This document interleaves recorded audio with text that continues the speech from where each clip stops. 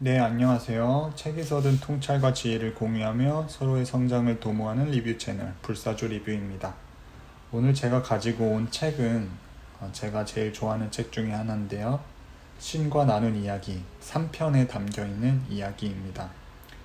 저는 이 신과 나눈 이야기를 읽으면서 굉장히 많은 위로도 받고 그동안 잘못 생각했던 어떤 가치관이나 인생에 대한 그런 관점도 많이 변하게 되었던 것 같아요. 그래서 그 중에도 가장 놀랍게 받았던 변화라고 할까요?는 사실 이렇게 애쓰면서 살고 이렇게 힘을 쓰는 채로 이렇게 경직돼서 살 필요가 없다. 그래서 되게 제가 좀 항상 긴장해 있고 좀 삶을 어렵게만 생각하고 있었는데 이 책을 읽으면서 그런 거에 있어서 좀 더 이완되고 어떤 위안을 많이 얻고 삶의 걱정도 좀 많이 사라지는 그런 경험을 해가지고 가능하다면 이 책에 담긴 내용들을 여러분들에게 많이 좀 같이 전달하고 나눠보고 싶어요. 그래서 신관하는 이야기 1편, 2편, 3편으로 되어 있는데 특히 제가 좋아하는 게 3편이거든요. 시리즈 중에 가장 두껍기도 하고 다양한 분야에 대한 내용들이 나와 있어서 그래서 오늘은 그 신과 나눈 이야기 닐 도널드 월시가 지은 책이고 아름드리 미디어에서 출판되었습니다. 이것에 담긴 내용 중 일부를 여러분들과 한번 읽어가 보도록 하겠습니다. 전 거의 항상 이기적으로 살았던 것 같습니다. 믿기 힘들 정도로 이기적이었죠. 다른 사람들에게 미칠 영향 같은 건 생각하지도 않고 나를 기쁘게 하는 일들만 하면서요. 자신을 기쁘게 하는 일을 하는데 잘못된 건 없다. 하지만 무척 많은 사람들이 상처 입고 버림받았습니다. 무엇이 너를 가장 기쁘게 하는가? 라는 물음만 있을 뿐이다. 내 보기에 너는 지금 너를 가장 기쁘게 하는 건 남에게 거의 혹은 전혀 상처 입히지 않는 처신이라고 말하는 것 같은데 그건 부드럽게 표현한 거고요. 부드럽게가 아니라 일부러 그렇게 표현했다. 너는 자신에게 관대해지는 법을 배워야 한다. 자신을 심판하는 짓도 그만두고. 그게 힘듭니다. 특히나 다른 사람들이 나를 심판할 만반의 준비를 다 갖춘 상황에서는요. 저는 진리인 당신에게 무척 곤혹스러운 요소가 되리라는 예감이 듭니다.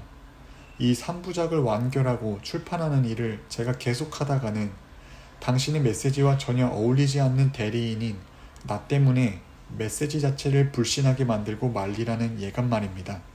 내가 진리를 불신하게 만들 순 없다. 진리는 그냥 진리일 뿐. 그것은 증명될 수도 논박될 수도 없다. 그것은 그냥 있는 것이다. 내 메시지의 경이로움과 아름다움은 사람들이 너를 어떻게 생각하는가에 영향받지 않을 것이고 영향받을 수도 없다. 사실 너는 가장 좋은 대리인 중 한 사람이다. 내가 이른바 불완전한 방식으로 삶을 살아왔다는 점에서 사람들은 내게 자신을 빗대 볼 수 있다. 그들이 너를 심판할 때조차도. 그리고 그런 사람들일수록 내가 참으로 진지하다는 걸 알고 나면 내 지저분한 과거까지도 용서해 줄 수 있다. 하지만 내게 말하노니 여전히 남이 자신을 어떻게 생각할지 염려하는 한 너는 그 사람들의 것이다. 자기 외부에서 어떤 인정도 구하지 않을 때 그때서야 비로소 너는 너 자신의 주인일 수 있다. 이 마지막 문장도 굉장히 울림이 있다고 느껴지네요. 자신의 외부에서 어떤 인정도 구하지 않을 때 그때서야 비로소 너는 너 인생의 주인이 될 것이다 라고 이야기를 합니다. 근 한 5, 6년 전인가요? 한때 서점에서 인기가 많았던 책 중에 하나가 그 제목이 기억이 나는데 미움받을 용기라는 제목의 책이었습니다. 그래서 그 책을 저도 사서 내용을 읽어보았지만 그 제목이 참 그 당시에 저에게 많이 와닿더라고요. 특히나 이 한국 사회 그리고 저는 주변 사람들의 시선과 인정받지 못하면 어쩌나 내가 무시받으면 어떡하지에 대한 큰 두려움이 있다고 느껴졌습니다. 물론 지금도 그런 욕구가 있고 인정받고 좋은 곳에 소속되고 싶고 그런 욕구가 있긴 하지만 그래도 이 책에서 나오는 것처럼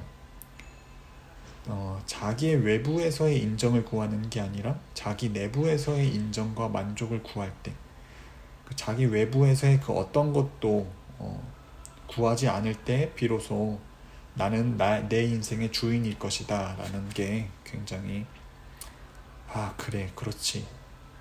내가 너무 지금 외부적인 것과 내가 아닌 다른 사람들이 중요하다고 여기는 가치 기준에 내가 너무나 신경 쓰고 거기에 내 인생을 맞추려고 하고 있구나 라는 또 그런 뭔가 성찰이 생겨나는 부분입니다. 제가 이래서 이 책을 좋아하는 것 같아요. 이게 한 구절마다 굉장히 가슴을 울리는 구절이 많더라고요. 제가 염려하는 건 나 자신이 아니라 메시지입니다. 당신의 메시지가 손상될까봐 염려스러운 거죠. 만일 메시지가 걱정된다면 그것을 밖으로 몰아내라. 그것이 손상될까봐 걱정하지 마라. 메시지 스스로가 이야기할 테니. 내가 가르쳐준 것을 기억하라. 메시지를 얼마나 잘 받아들이는가는 그것을 얼마나 잘 보내는가만큼 중요하지 않다. 그리고 잊지 마라. 너희는 자신이 배워야 할 것을 남에게 가르치는 법이다.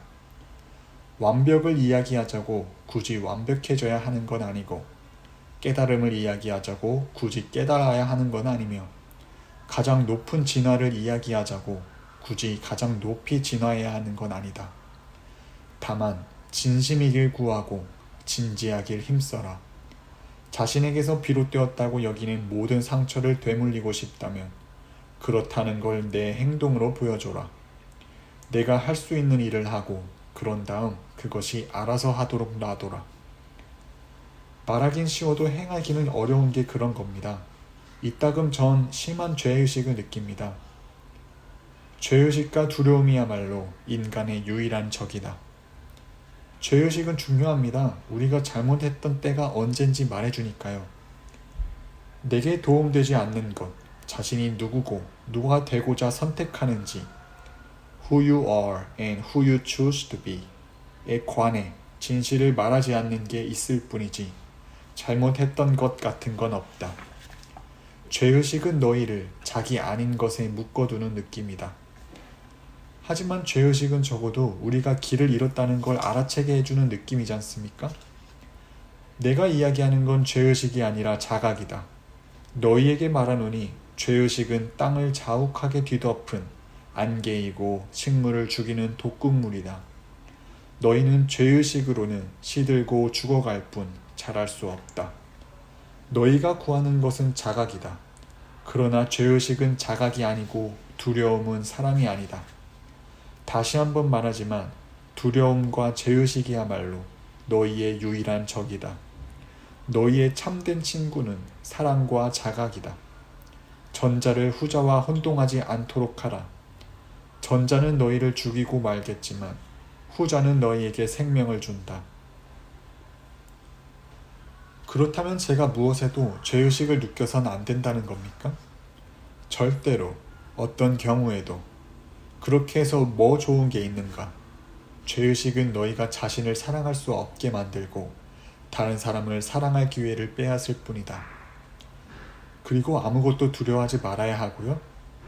두려움과 조심은 다르다. 조심하라. 다시 말해 의식하라. 하지만 두려워하지는 마라. 의식은 움직이게 하지만 두려움은 마비시킬 뿐이니 마비되지 말고 움직여라. 저는 항상 신을 두려워하라고 배웠는데요. 알고 있다. 그리고 그때 이후로 너는 나와의 관계에서 줄곧 마비되어 왔다. 내가 나를 두려워하길 그만뒀을 때 그때서야 비로소 너는 나와 뭔가 의미 있는 관계를 창조할 수 있었다.